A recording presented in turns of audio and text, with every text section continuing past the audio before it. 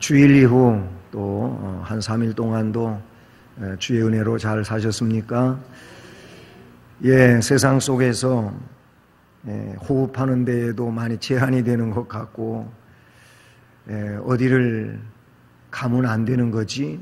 이런 생각도 하고 이 메르스 때문에 사람들이 공포감 속에 그렇게 살고 있는 것 같습니다. 어쨌든 하나님의 은혜로 여러분 지혜로운 삶을 살아가시기를 바라고 또 그런 가운데서 여러분의 믿음 생활이 위축되지 않는 이런 사람들 되기를 주님의 이름으로 축복합니다.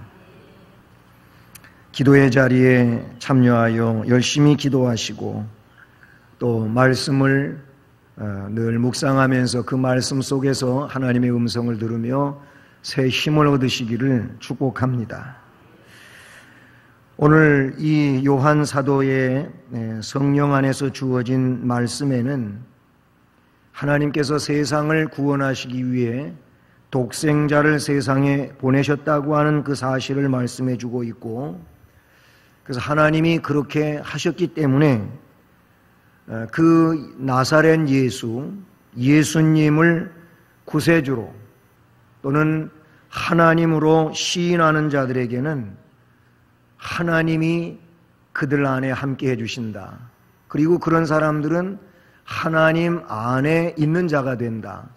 라고 말씀해 주고 있습니다.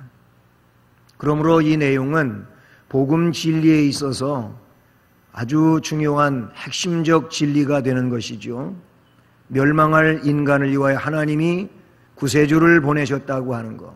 그리고 그 구세주가 나사렛 예수신데 이 나사렛 예수를 하나님으로 구세주로 시인하면 하나님 안에 들어가는 거다. 하나님은 그들 안에 계신다. 라는 말씀인 것이죠. 예, 그런데 오늘 이 말씀에 보면 16절에서 하나님이 우리를 사랑하시는 사랑을 우리가 알고 믿었노니 하나님은 사랑이시라. 아멘. 하나님은 사랑이시라 그랬어요. 이 하나님은 사랑이시라고 하는 말씀은 요한서신의 주제가 된다고 볼 수 있습니다. 그러니까 요한서신을 읽으면서 우리가 그 내용에 뭔가 이렇게 핵심을 갖고 말씀을 읽고 할 때 바로 그 부분이 뭐냐면 하나님의 사랑이라는 거예요. 뿐만 아니라 이 내용은 핵심 메시지라고도 볼 수가 있어요. 사실 하나님은 사랑의 근본이죠.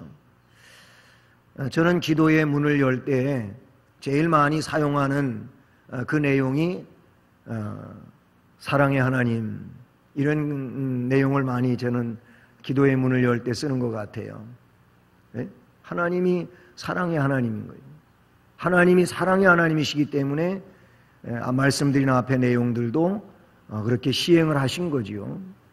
그리고 그 일이 구체적으로 이루어진 것도 하나님의 사랑 때문인 줄로 믿습니다. 어쨌든 이 사랑이라고 하는 것은 이 메시지의 근본이 돼요. 그리고 주체가 된다고 볼 수가 있어요. 사실 하나님은 사랑 자체이시다. 이렇게 볼 수가 있습니다. 바로 그 하나님은 자기의 사랑을 세상에 나타내셨고 그리고 인간들로 하여금 느끼며 알 수 있도록 해주신 하나님이신 줄로 믿습니다.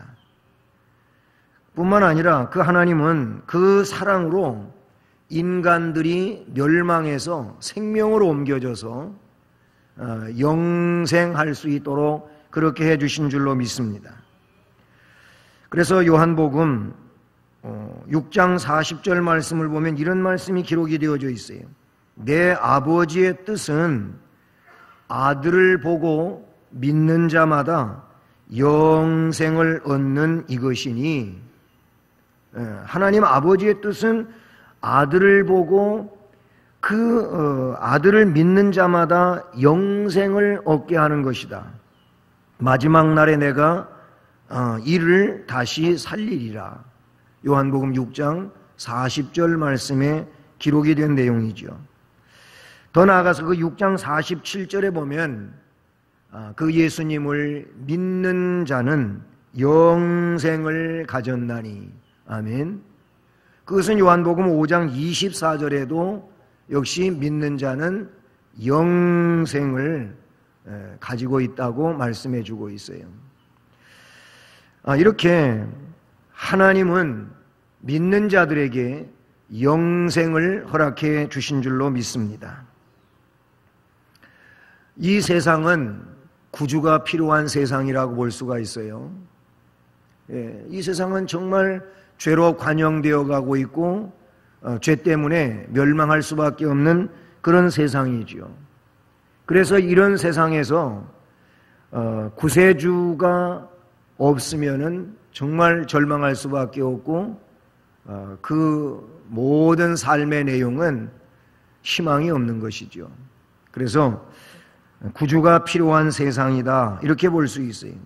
그래서 오늘 14절에 아버지가 아들을 세상의 구주로 보내신 것을 우리가 보았고 또 증언하노니. 아멘. 하나님 아버지는 아들을 세상의 구주로 보내셨어요. 왜냐하면 세상에 구주가 필요하기 때문에 아들을 세상의 구주로 보내신 줄로 믿습니다. 그렇잖아요. 세상에 가치관이 제대로 서 있는 게 지금 뭐가 있습니까? 제대로 서 있는 가치관은 다 없어졌어요. 모든 사람들이 중시 여기는 가치관들은 이제 다 흔들리고 그냥 뿌리채 그렇게 뽑혀질 수밖에 없는 이런 세상이라고 볼 수가 있어요. 도덕, 윤리 다 땅에 떨어진 지 오래인 것입니다. 점점 더 이것은 심화되어 가고 있는 것이죠. 환경도 파괴되고 자연은 고갈되고 전쟁의 공포는 심해지고 날로 흉악해가는 범죄, 이런 내용들은 이 땅의 파괴라든지 인류의 멸망은 그 누구라도 짐작해 갈 수밖에 없는 그런 내용들이라고 볼 수밖에 없죠. 그래서 그런 면만 생각하고 나아가게 되면 절망인 그 절망, 희망이 안 보이는 거죠. 그러나 이런 희망이 없는, 절망할 수밖에 없는 죄로 관영되어 가고 그래서 하나님의 진노로 패망할 수밖에 없는 이런 내용으로 하나님은 끝장을 지으려 하시지를 않고 하나님이 그 얼마를 선택하셔서 구원하시기를 계획하셨고 그래서 그 구원을 위하여 구세주를 이 땅에 보내셨습니다. 바로 그 구세주는 예수 그리스도이신 줄로 믿습니다. 말씀드린 이런 절박한 내용들 속에서 무슨 사회가 혹은 인간 정부가 파괴되어가는 환경을 고쳐낼 수 있느냐, 완악해져가는 인류의 성품을 돌이킬 수 있느냐? 안 되는 거예요. 이거 사회 현상이고 이게 이런 문제고 이야기는 하지만은 오히려 그 문제를 해결해 가는 것 같이 이야기는 하지만은 해결이 안 되잖아요.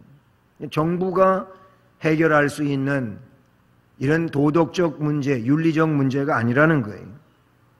돈으로 될 수 있습니까? 아니면 명예가 그 일을 회복시켜 줄 수 있습니까? 아니면 철학이라든지 과학이라든지 이런 것들이 그것을 되돌려 놓을 수 있을까요? 안 됩니다. 그렇게 타락되어진 윤리라든지 도덕을 돈이나 명예나 철학이나 과학이 끌어올리지 못할 뿐만 아니라 멸망으로 인도하는 죄로부터의 인류를 해방시킬 수 있는 그런 내용이 아니에요. 오로지 죄로부터 인간을 끌어올릴 수 있는, 그 죄로부터, 멸망으로부터 건져내실 수 있는 분은 예수 그리스도밖에 없는 줄로 믿습니다. 성경은 그 진리를 우리에게 말씀해 주고 있지요. 그래서 예수님만이 마지막 희망이에요. 예수님만이 인류의 마지막 보루라고 그렇게 말할 수 있는 것이죠.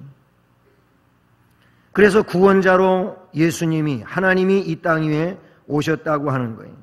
예수는, 나사렛 예수는 세상의 구주이신 줄로 믿습니다. 세상의 구주는 예수밖에 없습니다. 다시 말씀을 보지만, 그래서 14절은 아버지가, 성부께서 성자를 세상의 구세주로 보내셨다는 겁니다. 그런 것을 우리가 보았다, 또 증언한다. 여기서 말하는 우리는 누구냐? 하나님의 선택을 받은 하나님의 구원의 백성들이 그 하나님의 역사하심 가운데서 그렇게 세상에 보내어진 구세주 예수 그리스도를 본 거예요. 보게 된 것이고, 알게 된 것이고, 또 믿을 수 있는 이런 은혜 안에 있게 된 줄로 믿습니다. 그래서 14절은 아버지가 아들을 세상의 구주로 보내셨다고 이야기하고 있고, 15절에서는 누구든지 예수를 하나님의 아들이라고 시인하면 하나님이 그의 안에 거하시고 그도 하나님 안에 거하느니라. 아멘. 구세주로 보내주신, 구세주로 이 땅에 오신 예수 그리스도가, 즉 나사렛 예수가 하나님이라고 또는 인류의 구속자라고 그렇게 시인하는 사람은 하나님 안에 있게 된다는 거예요. 로마서에서도 우리가 구원에 이르는 내용에 대하여 이야기할 때 그분을 믿어야 되고 입으로 시인해야 된다고 하는 것을 말씀하고 있는 것이죠. 시인이라고 하는 것은 뒤에서도 말씀을 드리겠지만은 그의 중심의 고백인 것입니다. 그 고백이 곧 시인이에요. 인정하는 그런 마음이라고 말할 수 있는 것이죠. 아버지의 아들이신 예수. 유대주의자들이 이 예수를 나사렛 예수라고 말하고, 나사렛 예수는 메시아가 될 수 없다는 거지요. 구원자가 될 수 없다는 겁니다. 그래서 예수를 구원자로 인정하지 않고 부정하고, 그 예수가, 나사렛 예수가 하나님이라고 말한다든지, 아니면 내가 곧 이 땅 위에 보내어진 구세주라고 이야기하는 이 부분에 있어서 인정이 안 되는 거예요. 그래서 참남한 말을 한다고 하고 신성 모독죄를 짓는다고 하고 하면서 결국에는 그 예수를, 나사렛 예수를 십자가에 못 박아 죽이지 않습니까? 시인을 안 하는 거예요. 하나님이라고도 인정이 안 되는 것이고 그분이 인류의 구세주로 오신 메시아라고도 인정이 안 되는 거예요. 그런데 예수님이 친히 그렇게 말씀하셨고 사도들이 말씀하고 있는 것처럼 그 예수님이, 나사렛 예수가 구세주라고 하나님이 보내신 메시아라고 시인되어지는 자에게는 하나님 안에 들어가는 축복이 주어지게 된다고 말씀해 주고 있어요. 이렇게 하나님께서는 친히 인류를 구원하시기 위하여 독생자 예수를 세상에 보내셨잖아요. 능력과 권세와 영광을 지니신 아들, 어둠을 물리치고 마귀의 권세를 깨뜨리시며 소망을 주실 독생자 예수를 이 땅 위에 보내신 줄로 믿습니다. 그래서 예수님은 로마서 5장 8절에 있는 것처럼 하나님이 우리를 사랑하시는 확증으로서의 증표라는 거예요. 그 로마서 5장 8절에 뭐라고 기록되어 있냐면, 우리가 아직 죄인 되었을 때에 그리스도께서 우리를 위하여 죽으심으로 하나님의 우리에 대한 자기의 사랑을 확증시켰다고 그렇게 말씀해 주고 있어요. 그러니까 십자가 사건은 하나님이 우리를 사랑하시는 사랑의 증표라고 말씀해 주고 있는 것이죠. 그러니까 예수는 아버지의 아들이시다, 그런 얘기고요. 또 예수님은 세상의 구세주라는 겁니다. 이미 여러 차례 반복하여 말씀을 드리고 있지만은 우리가 예수 그리스도의 이름에 정말 찬송하고 감사하고 기뻐해야 될 그 이유가 어디에 있느냐 하면 그 예수님이 나의 구세주라는 거예요. 세상의 구세주라는 거예요. 세상에 예수 그리스도 말고 다른 구세주가 없음을 성경은 말씀해 주고 있잖아요. 그래서 사도행전 4장 10절 말씀에서 베드로 사도가 사도행전 3장에 보면 나면서부터 안진뱅이 된 미문에서 구걸하는 이 사람을 나사렛 예수 그리스도의 이름으로 일어나 걸으라 하고 그를 이렇게 세웠어요. 이 사람이 나면서부터 안진뱅이 되었던 사람이니까 뭐 걸어가 본 적이 있겠어요?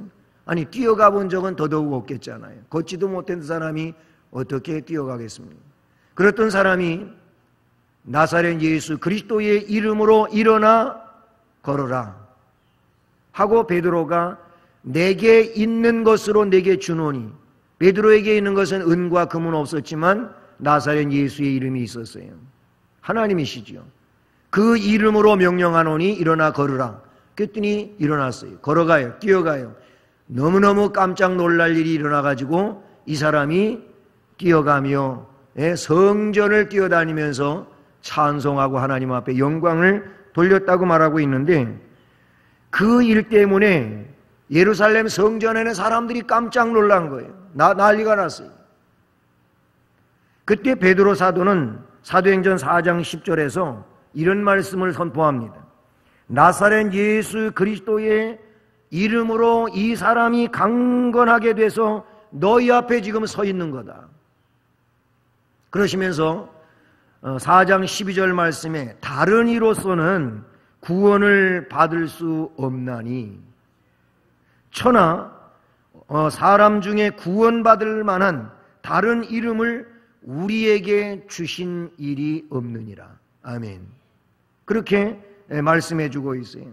천하의 어떤 사람의 이름으로도 구원받을 만한 이름을 우리에게 주신 적이 없고 오직 나사렛 예수 그리스도, 그분만이 구원자이심을, 구세주임을 말씀하고 있는 본문을 보게 됩니다. 마가복음 12장 29절 말씀에 보면은 거기 마가는 이런 고백을 하고 있습니다. 이스라엘아 들으라. 주 곧 우리 하나님은 유일한 구주시라. 아멘. 마가복음 12장 29절이에요. 거기 보면 마가는 그런 말씀을 성령 안에서 사용하고 있어요. 즉 예수 그리스도는 하나님이시며 우리의 유일한 주가 되신다고 말씀해 주고 있는 것이죠. 그렇습니다. 예수님은 세상의 구세주이십니다. 또 동시에 예수님은 그 하나님 즉 성부의 뜻에 온전히 순종하셨어요. 구세주로서 그 사역을 담당하기 위하여 성자에게 주어진 미션이 뭡니까? 십자가에, 죄 없는 예수가 십자가에 대신, 죄인들을 대신하여 못 박히고, 그리고 그 몸을 찢고 그 피를 아낌없이 속죄의 피로 쏟아붓는 겁니다. 그게 성자에게 주어진 미션이에요. 그 일을 감당하는 데에는 겟세마네 동산에서 마지막 기도를 드리실 때에도 기도하셨잖아요. 나의 뜻이 있어서, 예수님도 그 뜻이 뭐냐면 아버지여 이 잔을 내게서 좀 지나가게 해주시면 안 됩니까? 그런 기도였어요. 하지만 내 뜻대로 마옵시고 아버지의 뜻대로 하시옵소서. 아멘. 그 아버지의 뜻에 대하여 빌립보서 2장 5절로 11절에 대한 말씀에서 분명히 잘 나타내주고 있어요. 예수님은 하나님과 동등하신 분이라고 기록하고 있어요. 하나님과 동등하시지만 그 동등할 것을 그대로 그 위치에서 누리고 계시지 아니하시고 오히려 그 권능의 자리에서 비하하셨어요. 낮아지셨어요. 어디까지?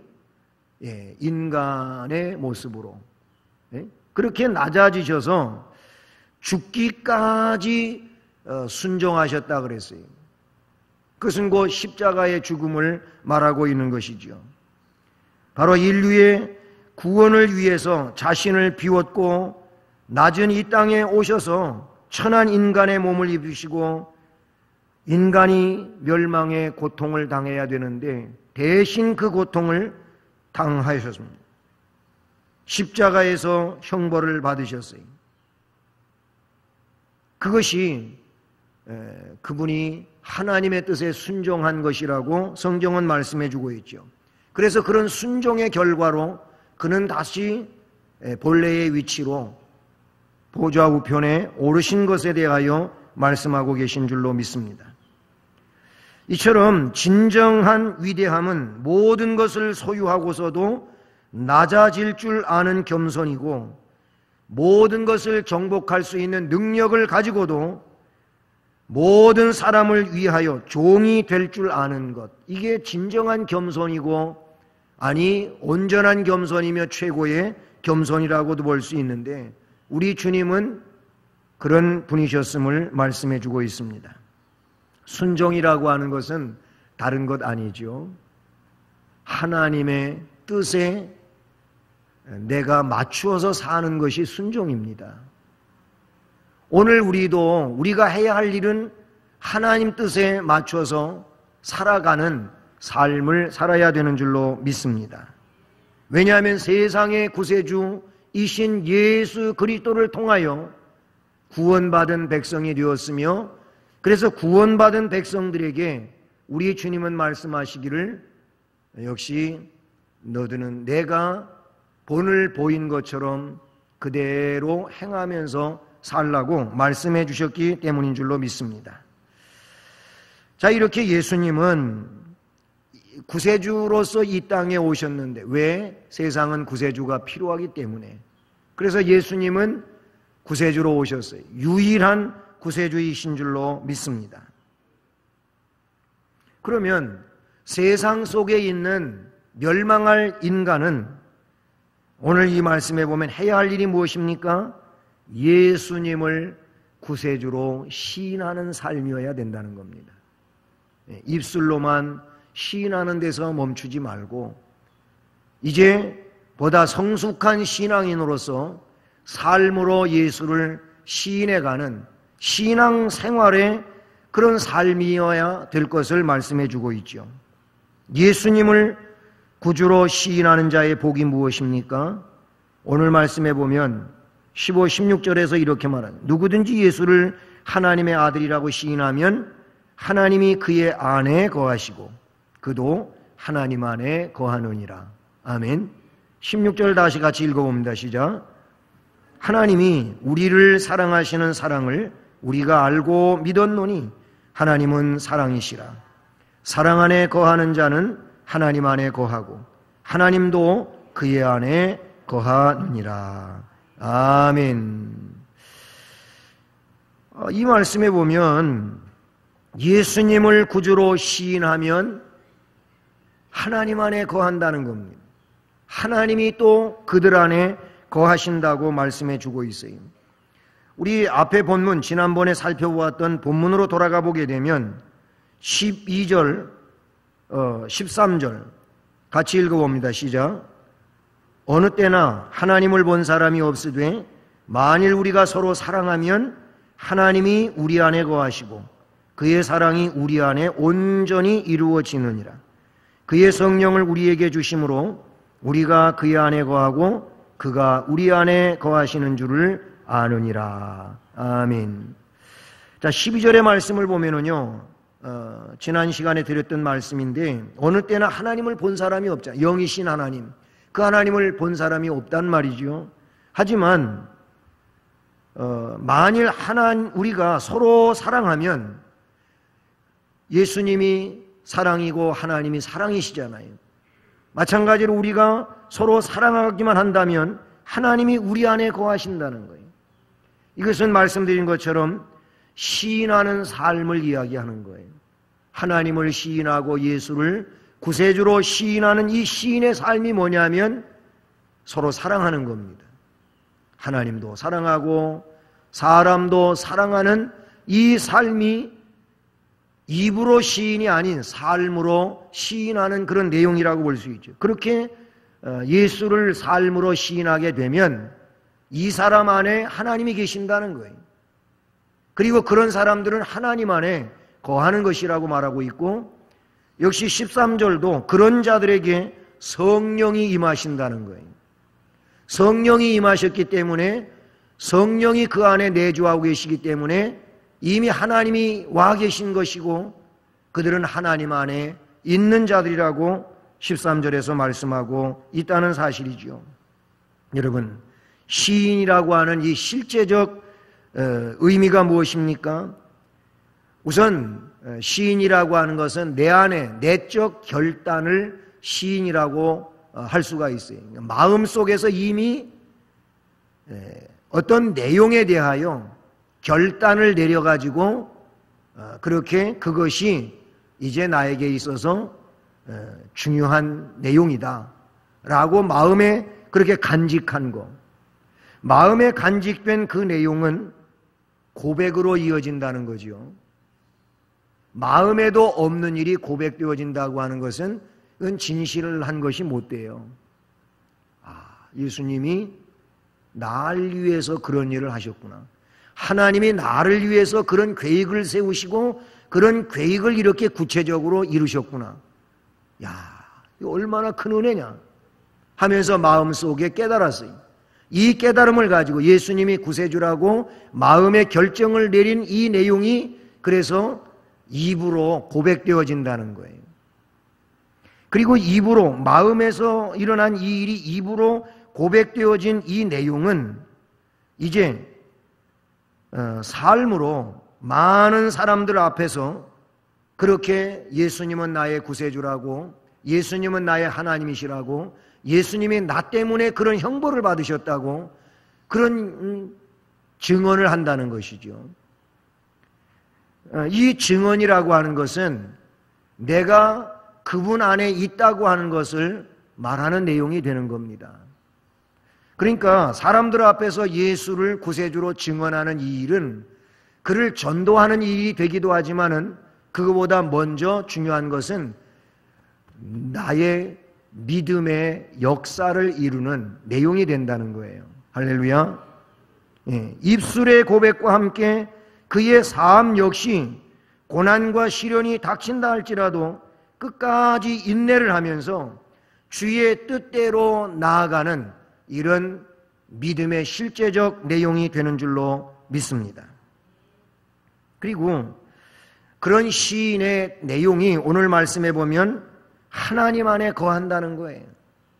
이것이 정말 궁극적인 내용이고 오늘 말씀의 핵심적인 내용이라고 볼 수 있는데요. 하나님 안에 거한다. 말씀의 그대로예요.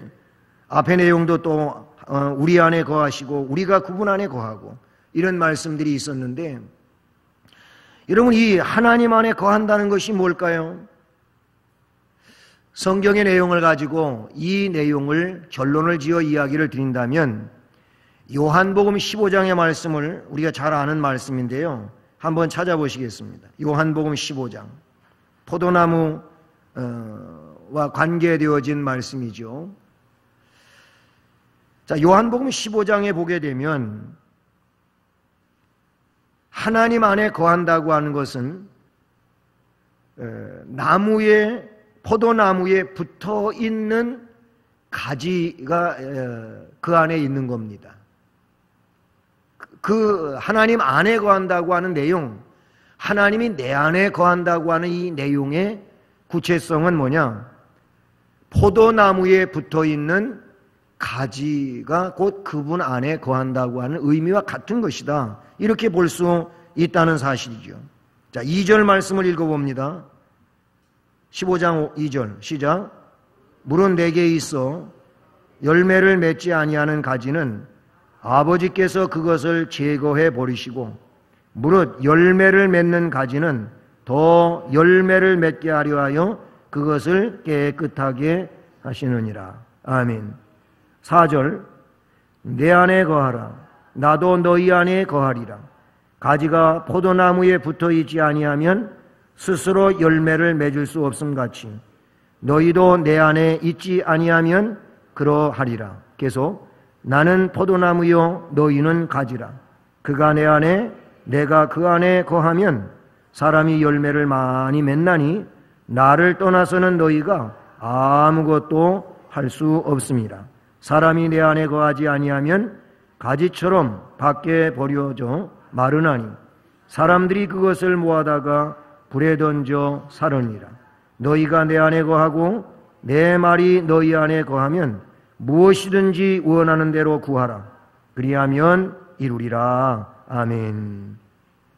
자, 이 말씀들에 보게 되면 하나님 안에 거한다, 주님 안에 거한다, 주님이 내 안에 거하신다, 이런 말씀을 이 내용이 너무나도 잘 정리해서 우리에게 말씀해 주고 있잖아요.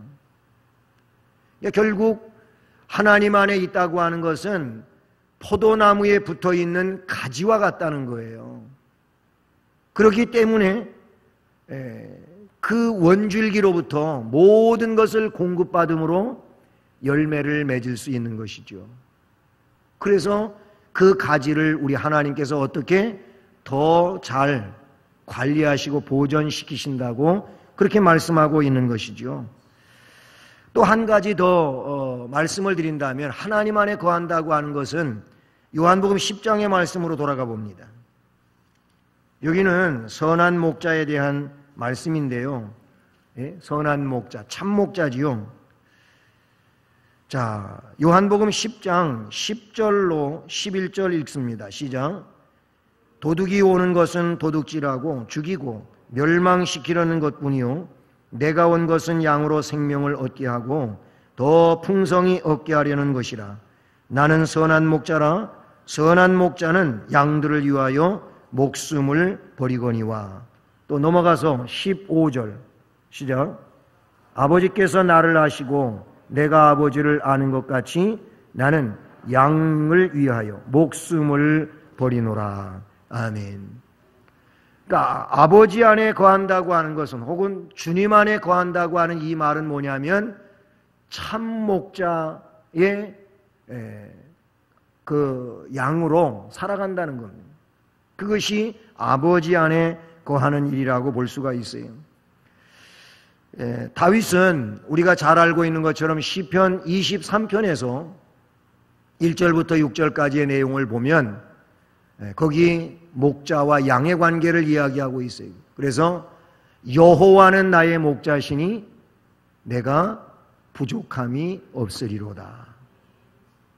이 23편 1절 말씀이 여호와를 목자로 삼는 이것이 하나님 안에 거하는 거예요.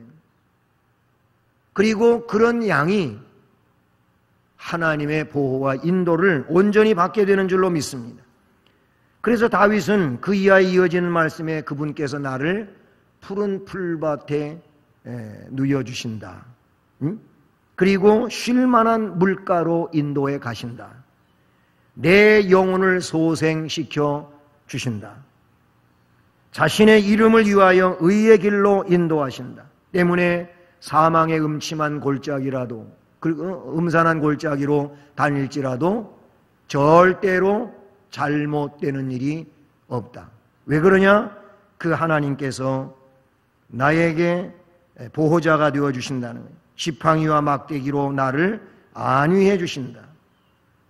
원수의 목전에서 내게 상을 차려주시고 기름을 내 머리에 발라주심으로 내 잔은 넘쳐나고 내 평생의 선하심과 인자하심이 반드시 나를 따르리니 내가 여호와의 집에 영원히 거하리로다. 아멘.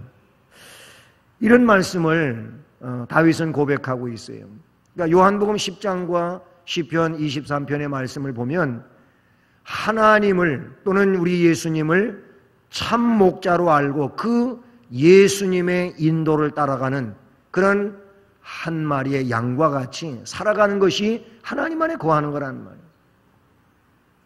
예, 저 잘났다고 그냥 목양하는 목자의 인도를 따르지 않고 자기 고집대로 마구 아무데나 가게 되면 이 사람은 그 안에 있는 게 아니에요. 예수 그리스도를 구세주로 시인하고 하나님의 아들로 시인하는 이 사람들 안에 하나님이 거하신다는 거예요. 그들은 하나님 안에 거한다는 거예요. 참으로 놀라운 일이 아닐 수가 없습니다.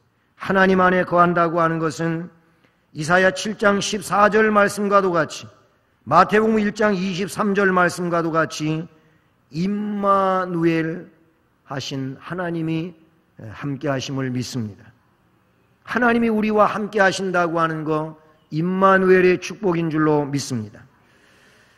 그렇습니다. 오늘 이 요한일서 4장 말씀의 내용은 그러므로 사랑 안에 거하라는 겁니다. 사랑 안에 거하는 것이 하나님 안에 거하는 것이고, 하나님 안에 거하는 것은 하나님이 그들 안에 거하는 것이고, 이것은 곧 하나님과 언제나 함께하여 하나님의 보호와 인도 속에 복이 되며 은혜가 되며 아름다운 역사가 된다고 하는 것을 말씀해 주고 계신 줄로